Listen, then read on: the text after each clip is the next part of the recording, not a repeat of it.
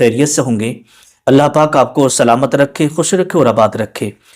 تو آئیے گا، اگر آپ کا کبھی زنا کرنے کا من کرے تو یہ ایک کام کر لینا، پھر یوں سمجھیے گا آپ خود ہی سمجھ جائیں گے۔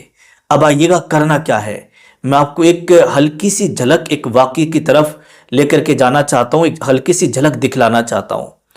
زندگی بھر آپ کو یہ بات ہمیشہ یاد رہے گی اور پھر کبھی آپ زنا نہیں کریں گے، بچ جائیں گے انشاءاللہ۔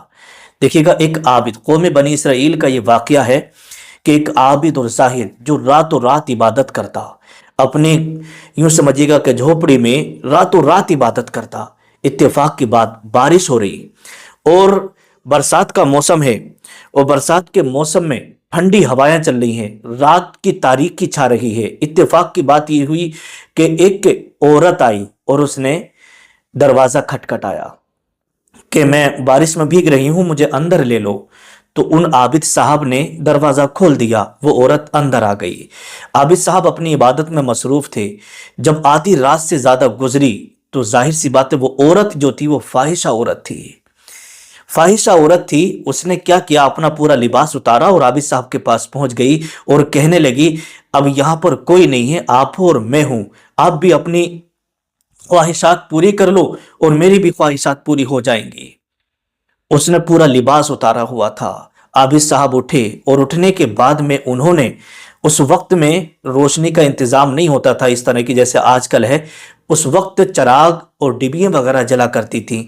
تو عابد صاحب اٹھے اور اٹھنے کے بعد انہوں نے اس چراغ کی لو پر اپنی انگلی رکھ دی اور انگلی جلنا شروع ہو گئی اور وہ ان کی چیخیں نکلنا شروع ہو گئیں۔ وہ عورت کھڑی تھی بازو میں، کہنے لگی یہ کیا کر رہے ہو آپ؟ انہوں نے پھر جب درد و تکلیف زیادہ ہوئی تو انہوں نے پھر دوسری انگلی اپنی چراغ کی لو پر رکھ دی۔ وہ عورت دیکھ رہی ہے یہ منظر اور بہت زیادہ ان کو تکلیف ہو رہی ہے، اور جب دوسری انگلی میں تکلیف ہوئی تو پھر تیسری انگلی وہ جلانے لگے۔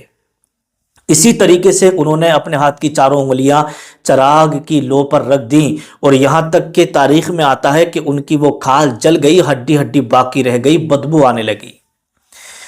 جب اس عورت نے اتنا دیکھا کہ یہ تو انگلیاں جلا رہے ہیں، اتنا دیکھنے کے بعد وہ عورت اپنے کپڑے پہن کر فوراً ہی باہر بھاگ جاتی ہے۔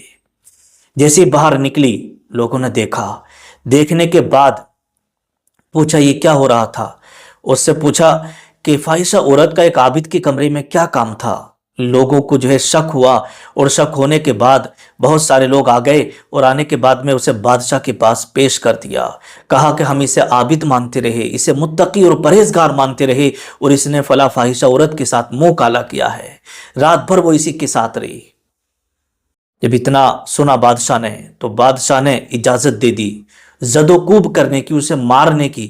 اتنا مارا، لوگوں نے اتنا مارا کہ اس کا انتقال ہو گیا۔ میرے پیارے عزیز دوستو، تاریخ میں آتا ہے جب اس کا انتقال ہوا تو اب بادشاہ نے اجازت دے دی کہ اسے اب قبرستان میں دفن کر دیا جائے۔ کفن دفن کا انتظام ہو گیا۔ جب اس کو دفن کیا جا رہا تھا تو اس قبر سے ایسی خوشبو مہک رہی تھی، ایسی خوشبو نکل رہی تھی کہ سارے کے سارے لوگ اس وقت کے حیرت میں پڑ گئے کہ ایسی خوشبو، یہ تو زناکار آدمی ہے، یہ تو اس نے تو منہ کالا کیا، اور اس کی قبر سے خوشبو آنے کا کیا مطلب ہے؟ بادشاہ کو خبر پہنچی، بادشاہ کو پتا چلا کہ آخر یہ خوشبو کیوں آ رہی ہے۔ تو اس وقت کے علماء اکرام کو بلایا، عالم دین کو بلایا، اور بلانے کے بعد میں پوچھا کہ یہ کیا راز ہے، یہ تو اس نے تو منہ کالا کیا ہے کورس سے، اور اس کی خبر سے خوشبو کیوں مہک رہی ہے؟ تو علماء اکرام نے اس وقت کے حالات دیکھ کر کے کہا، ارشاد فرمایا کہ یہ خوشبو اس وقت آتی ہے جو اللہ کی رضا کے لیے اس دنیا سے گیا ہو، جس سے اللہ راضی ہو۔ اور علماء کرام نے جب یہ باتیں رکھیں، اس کی قبر سے خوشبو مہکتی ہے جس سے اللہ پاک راضی ہو، اس کی رحمت کی برسات ہوتی ہے۔ تو بادشاہ نے کہا اچھا آئیے گا، ہم اس کی حقیقت جانتے ہیں کیا ہے۔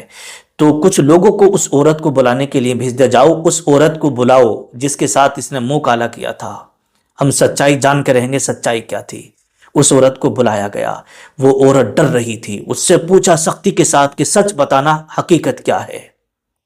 اس نے پوری بات بتائی کہ میں نے ان کو زنا کرنے پر آمادہ کیا تھا کہ میرے ساتھ زنا کرو، لیکن انہوں نے زنا نہیں کیا، اور جب میں نے زنا کرنے کے لیے تیار کر رہی تھی تو انہوں نے اپنی ایک انگلی چراغ کی لو پر رکھ دی، ان کی وہ انگلی جل گئی، دوسری انگلی جل گئی، تیسری جل گئی، چوتھی انگلی جل گئی، کھال لٹک گئی، ہڈیاں باقی رہ گئی، لیکن انہوں نے میرے ساتھ زنا نہیں کیا۔ اور وہ یہ کہہ رہے تھے کہ جب میں دنیا کی آگ برداشت نہیں کر سکتا تو دنیا کی آگ سے 70 زیادہ درجے جہنم کی آگ تیز ہے، تو میں اس آگ کو کیسے برداشت کروں گا، یہ کہتے جا رہے تھے اور اپنی انگلیاں جلاتے جا رہے تھے۔ تو میں وہاں سے بھاگ نکلی تھی، مجھے لوگوں نے دیکھ لیا تھا، لیکن انہوں نے میرے ساتھ کچھ غلط نہیں کیا، زنا نہیں کیا۔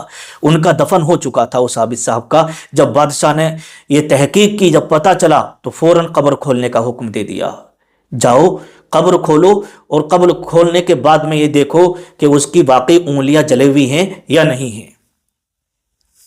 جب قبر کھولنے کے بعد میں جب دیکھا تو واقعی انگلیاں جلی ہوئی تھی، پھر اسی حساب سے دفن کر دیا گیا۔ سچائی سامنے آ گئی، بادشاہ نے توبہ کی، لوگوں نے توبہ کی اور اپنی غلطی کی اللہ کی بارگاہ میں معافی مانگنے لگے۔ میرے پیارے عزیز دوستو، اگر کبھی آپ کا زنا کرنے کا من کرے تو میری یہ ویڈیو بار بار دیکھ لینا، انشاءاللہ کبھی زنا کے قریب نہیں جاؤ گے۔ اور ہاں، ایک چیز میں آپ کو اور بتا دوں، دیکھیے گا، زنا کرنے والے انسان کے اوپر 6 مصیبتیں بہت جلدی آ جاتی ہیں۔ اب وہ 6 مصیبتیں کون کون سی ہیں، بڑے دھیان سے آپ ذرا سمجھ لیجئے گا۔ دیکھیے گا، 3 مصیبتیں دنیا میں آتی ہیں اور 3 مصیبتیں آخرت کی ہوتی ہیں۔ دنیا کی مصیبتیں کیا ہیں؟ نمبر 1، رزق میں زنا کرنے والے انسان کے رزق میں کمی واقع ہو جاتی ہے، یعنی رزق کم کر دیا جاتا ہے۔ اور دوسری مصیبت دنیا میں یہ آتی ہے کہ زنا کرنے والے انسان کی زندگی مختصر ہو جاتی، مطلب یہ ہے کہ زندگی سے برکت اٹھ جاتی ہے۔ اور نمبر 3، زنا کرنے والے انسان کے چہرے کا نور ختم کر دیا جاتا ہے، یعنی چہرے سے رونق بالکل ختم ہو جاتی ہے۔ اب آئیے گا، یہ تو 3 دنیا کی مصیبتیں ہو گئیں، اب آخرت میں کون کون سی مصیبت آئیں گی وہ ذرا سمجھ لیجئے گا۔ آخرت کی مصیبت نمبر 1 یہ ہے کہ زنا کرنے والے شخص سے اللہ تبارک و تعالی ناراض ہوگا، یعنی غضبناک ہوگا۔ زنا کار اللہ تعالیٰ کے غضبناک کا مستحق بنتا ہے، اللہ پاک اس کے اوپر غضبناک ہوگا۔ اور نمبر 2 یوں سمجھیے گا کہ دوسری جو سزا ہوگی اس کی وہ یہ ہوگی کہ آخرت میں زناکار کو سخت عذاب کا سامنا کرنا پڑے گا، بہت زیادہ سخت عذاب دیا جائے گا۔ نمبر 3، زناکار کو جہنم میں داخل کیا جائے گا۔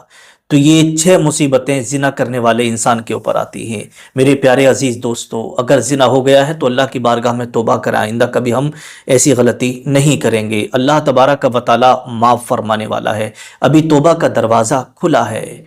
میرے پیارے عزیز دوستو، اگر ایمان ہے سینے میں، ایمان کے ساتھ اگر ہمارا خاتمہ ہوا، برائیوں سے، زناکاریوں سے ہم بچے رہے، تو ایک دن وہ آئے گا کہ ہماری انشاءاللہ بخشش بھی ہو جائے گی اور جنت کے حقدار بن جائیں گے۔